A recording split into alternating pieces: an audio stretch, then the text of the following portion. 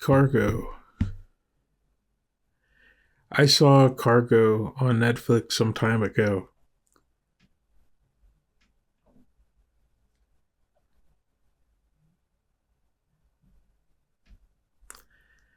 Cargo feels like an independent film.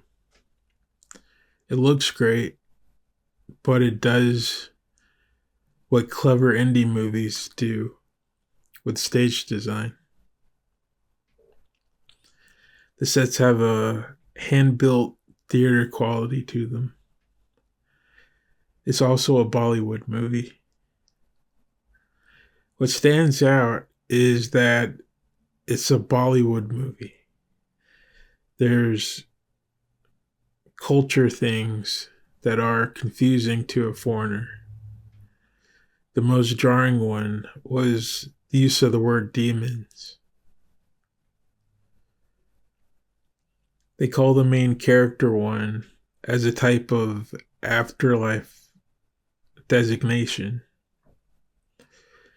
And all he does is get back to work.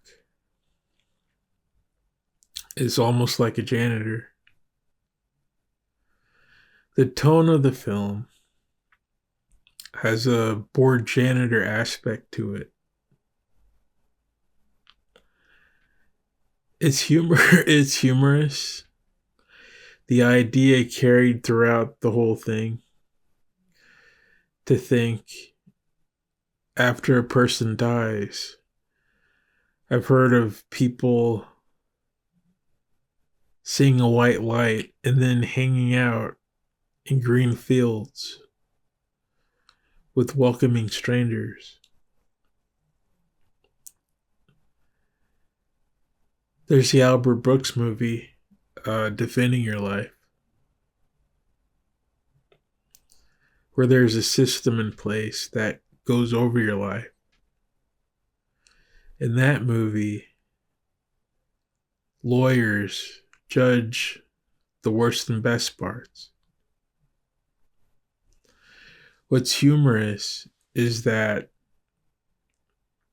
Prahasta is afforded the same generosity of a pearly gate after death. He's told to pick up a broom. It's amusing. The idea that some of us work behind the scenes and don't get the bright white light. We're told to hold the flashlight on dead folks.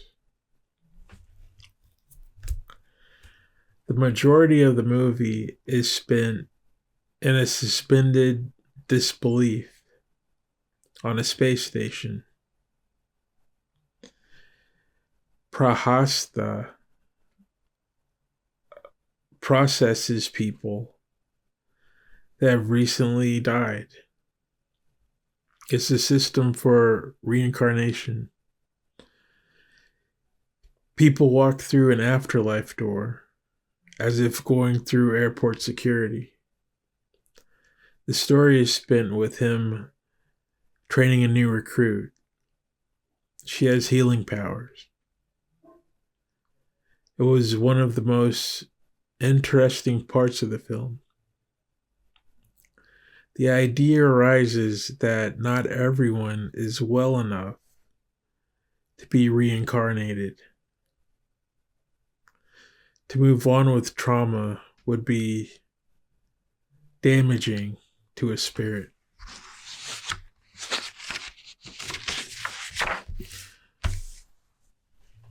On the space station, people are healed. Worries of life are let go. It makes sense. To start over is to start over clean.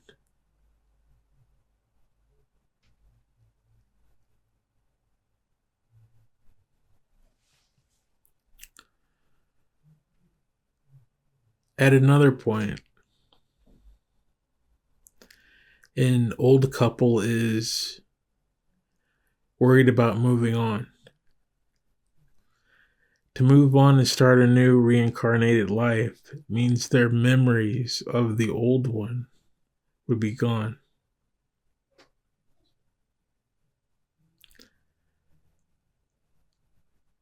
How will they find each other?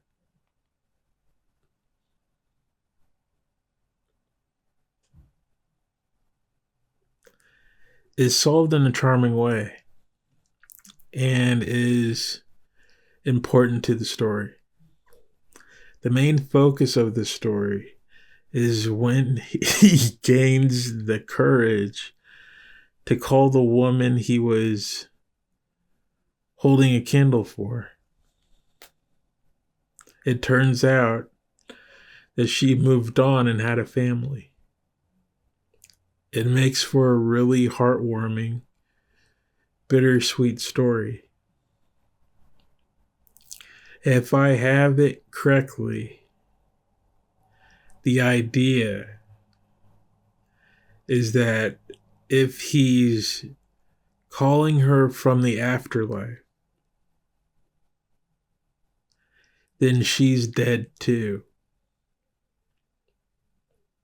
They both died. And in that time between their deaths, she moved on. She didn't hold a candle. He has to accept the loss and know she's still happy. If he's calling her while she's still alive, then there's still hope. There's still hope that they can meet again.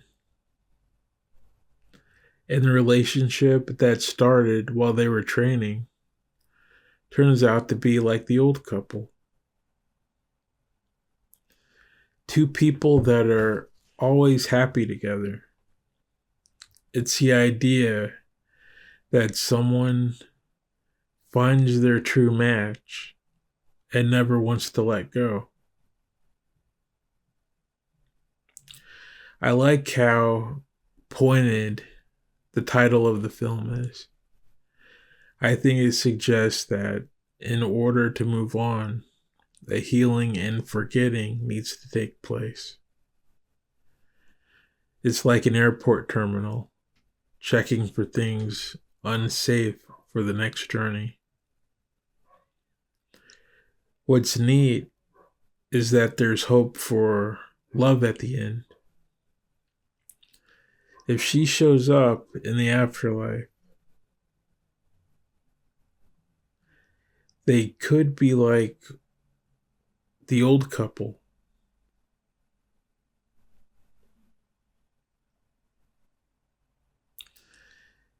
If she moved on,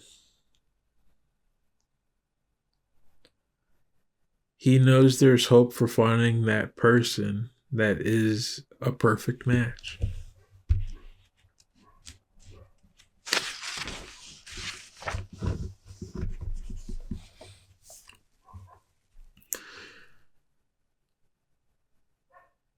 There's a lot of focus on romance.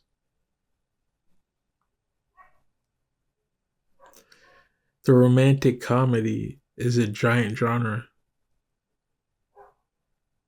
Even action movies often have a high focus on relationships. Personally, I think it's natural. It's the first chapter of the Bible. People look for a partner in life. But it's worse than that. They look for their perfect match. People have called this film ambiguous. It's a type of tone poem on love and relationships. Ultimately, I think it's saying, make room. Let go of trauma. By the end of the film, he's fired. and has to go on retreat. It suggests that she's taken and he has to do the work to mentally heal and let go of all that cargo of holding candles. It really does leave you with the sense of finding the right person. Thanks again, Phil.